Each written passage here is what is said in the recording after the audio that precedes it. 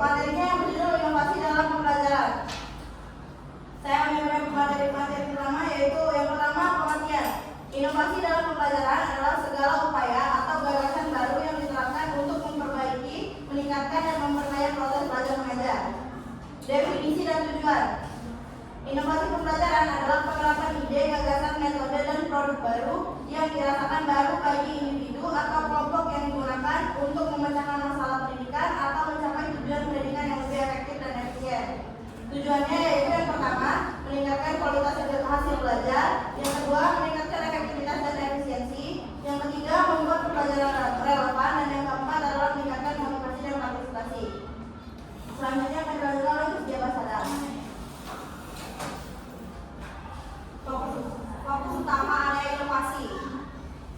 Yang pertama yaitu kurikulum dan materi, mengubah apa yang diajarkan dan bagaimana hal itu disusun. Yang kedua yaitu metode dan strategi, mengubah bagaimana cara guru menyampaikan pelajaran dan siswa belajar. Yang ketiga yaitu media dan teknologi, mengubah alat bantu yang digunakan dalam proses belajar mengajar. Karakteristik inovasi pembelajaran yang baik. Yang pertama yaitu relatif baru, yang kedua yaitu keunggulan relatif, yang ketiga dapat diamati, yang keempat dapat diuji coba, yang kelima yaitu kompatibel. Kembali ke moderator. Selanjutnya akan dibacakan oleh saudara kami, saudara Fitri. Kembali sampai dari yang sadar, yaitu ada proses inovasi. Yang pertama ada tahapan penyadaran atau awareness. Kedua ada tahap ingat atau interest. Yang ketiga ada tahap evaluasi atau evaluation. Empat ada tahap uji coba atau trial. Dan yang kelima ada tahap adaptasi atau adoption. Ada juga faktor penghambat dan pendukung. Yang pertama ada keterbatasan sumber daya. Yang kedua ada resistensi guru. Yang ketiga ada beban kurikulum yang padat. Yang keempat ada kepemimpinan yang kurang mendukung. Yang terakhir ada ketidaksesuaian dengan lingkungan budaya sekolah. Dan faktor pendukungnya ada yang pertama pelatihan dan workshop berkelanjutan, yang kedua ada coaching dan mentoring, ketiga ada dukungan, dan yang terakhir ada jejaring profesional. Kembali ke moderator. Dan yang terakhir akan disampaikan oleh Mariska Patricia. Selanjutnya adalah tentang inovasi dalam pembelajaran. Yang pertama meningkatkan keterlibatan siswa, yang kedua personalisasi pembelajaran, yang ketiga mengembangkan keterampilan alat ke-21, dan yang terakhir adalah meningkatkan efektivitas dan aksesibilitas. Selanjutnya adalah bentuk-bentuk utama inovasi pembelajaran. Yang pertama, inovasi dalam metode dan pendekatan pengajar. Yang kedua, inovasi pemanfaatan teknologi atau ETH. Dan yang terakhir adalah inovasi kurikulum dan nilai. Lalu mengenai. Oke, dari pemaparan materi yang sudah disampaikan oleh saudari kita di depan, apakah ada yang ingin bertanya? Oke, silakan saudara Yusuf. Nanti kalau pertanyaannya tidak dulu. Baik, terima kasih kepada moderator telah mengizinkan saya untuk bertanya. Perkenalkan, nama saya Yusuf Jendral Sutioso dengan NIM 2022-143. Di sini pertanyaan saya sederhana saja. Bagaimana teknologi dapat digunakan untuk meningkatkan inovasi dalam pembelajaran? Baik, terima kasih. Oke, terima kasih. Selanjutnya kalau ada yang bertanya, silakan kita. Ya, assalamualaikum warahmatullahi wabarakatuh. Waalaikumsalam warahmatullahi wabarakatuh. Nama saya Ginal Sari yang 2012-143 ingin bertanya, mengapa tahap penyadaran dan minat menjadi tahapan awal yang sangat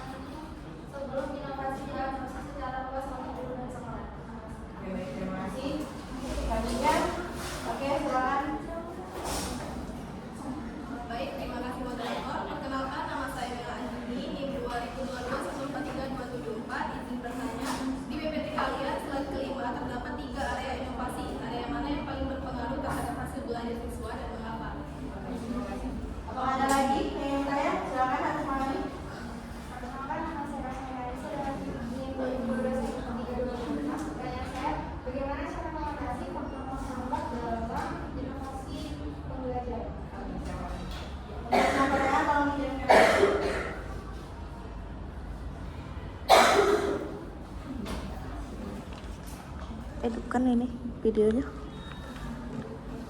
Tidak hidup anjing. Hidup.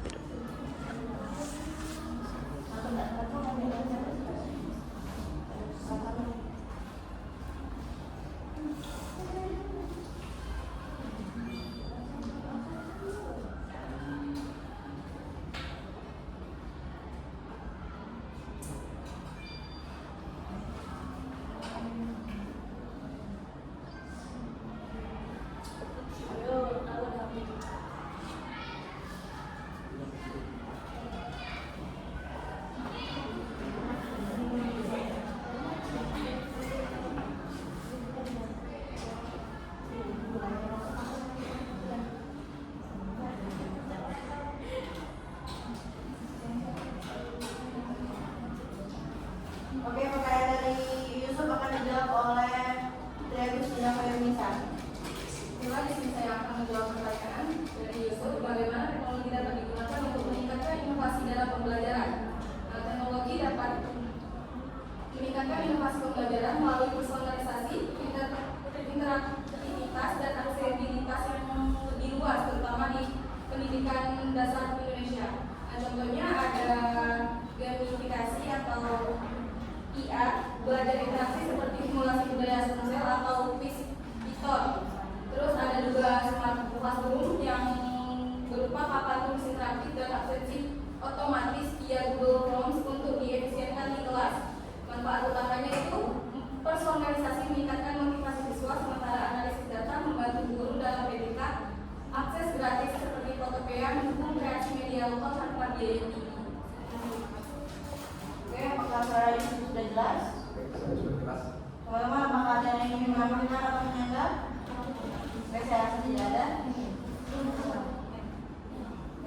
Oke, pertanyaan dari saudari Mela akan dijawab oleh Mariska Patricia.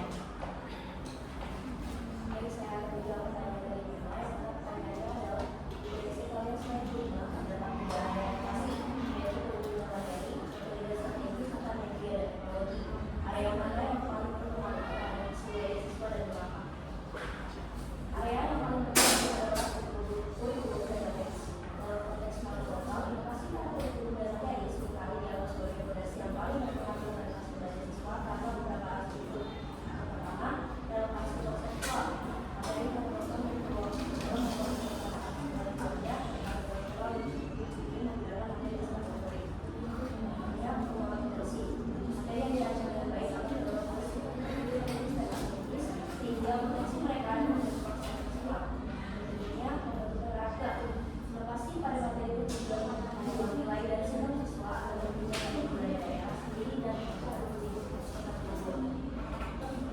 itu saja dari saya. Oke, apakah saudari Mela sudah jelas? Teman-teman, apakah ada yang ingin menyanggah atau menambahkan? Oke, saya rasa tidak ada. Selanjutnya pertanyaan dari saudari Kasmani akan saya jawab. Bagaimana cara mengatasi faktor penghambat inovasi dalam pembelajaran secara singkat, jelas, dan padat? Oke, faktor penghambat inovasi pembelajaran meliputi infrastruktur kurang, resistensi guru, minim pelatihan, dan keterbatasan sumber daya. Solusi utamanya adalah pelatihan berkelanjutan, adaptasi lokal, dan kolaborasi multi pihak untuk SD seperti di Sumsel. Hambatan utamanya yaitu yang pertama infrastruktur tadi, yang kedua ada SDM guru, dan yang ketiga ada kurikulum. Solusinya meningkatkan infrastruktur bertahap dengan tools web gratis seperti Google Form atau media digital lainnya. Yang kedua, pelatihan PTK untuk guru agar aktif fokus untuk siklus refleksi.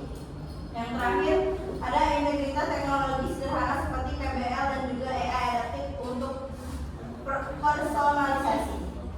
Apakah sudah jelas? Baik, dari teman-teman, apakah ada yang menyanggah atau menambahkan? Oke. Pertanyaan terakhir dari saudari Juwita akan dijawab oleh Lucia. Baik, saya akan menjawab pertanyaan dari Juwita. Pertanyaannya yaitu mengapa tahap penyadaran dan minat menjadi tahapan awal yang sangat penting sebelum inovasi diadopsi secara luas oleh guru dan sekolah.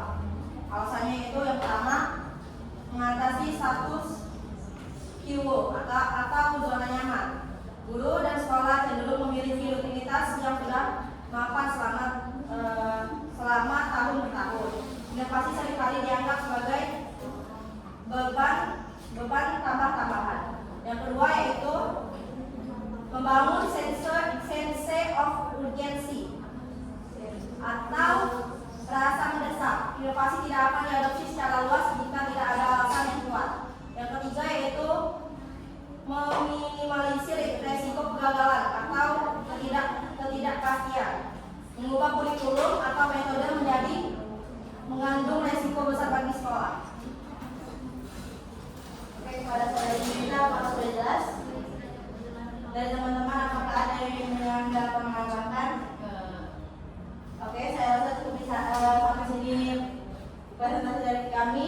Saya akan membacakan kesimpulan.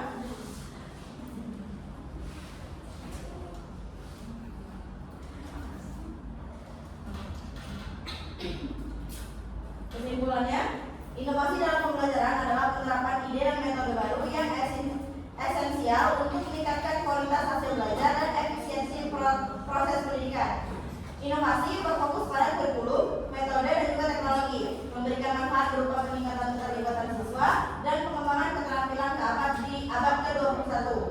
Meskipun menghadapi tantangan seperti resistensi guru, keberhasilan adopsi inovasi sangat bergantung pada dukungan kepemimpinan dan pelatihan berkelanjutan, dan juga memastikan pembelajaran tetap relevan dan progresif. Sekian presentasi dari kami kelompok 2 materi ke-8. Saya akhiri. Wassalamualaikum